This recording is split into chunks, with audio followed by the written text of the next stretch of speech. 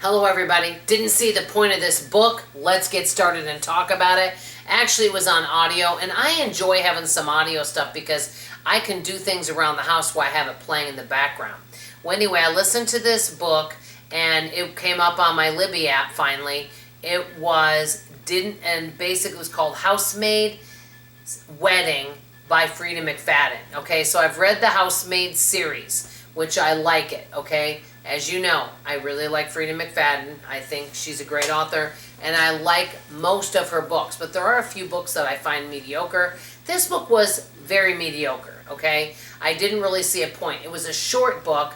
It was audio. Most audio books, I think, about hers are about 7 hours, and you listen to an hour a day, get it done in a week.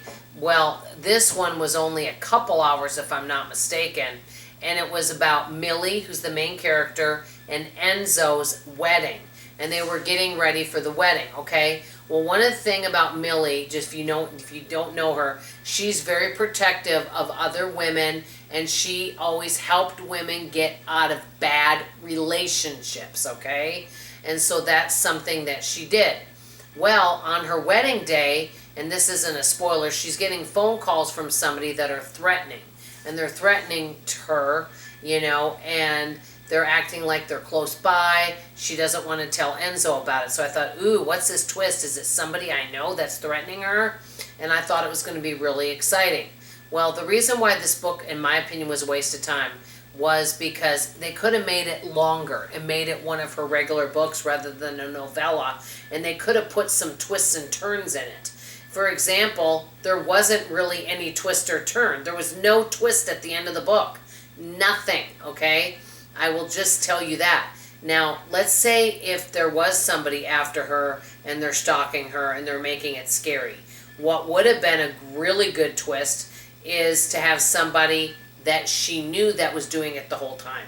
Somebody that she thought was a really good friend and they were actually doing it to her. That, of course, that's a common twist, but it would have been a twist. I've actually seen that twist before and there was some book that I was reading where somebody was being stalked and they had all sorts of anxiety over it. Well, come to find out it was their own fiancé stalking them. Now, this was a book, but the book basically all it did for this 2 hours is discuss her getting ready for her wedding, and then you'd have interruptions of this person calling her, trying to threaten her to say, my wife left, me because of you, and I'm basically coming to get you, kind of thing, okay? And then they go to the wedding, and you'll find out after what happened. Now, the good news with this book is it was an easy listen. I was doing stuff around the house, cooking, cleaning, and I just had that playing in the background. So I love Freida for that because her stuff doesn't require me having to do a lot of thought, because I was just thinking about this.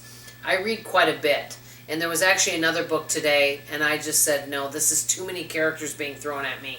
I don't remember the name of the book, but there was a book I was trying to read. It was 800 pages. It was historical fiction. It got really good ratings, and I started to read it, but there was just too many characters being thrown at me, and I thought, no.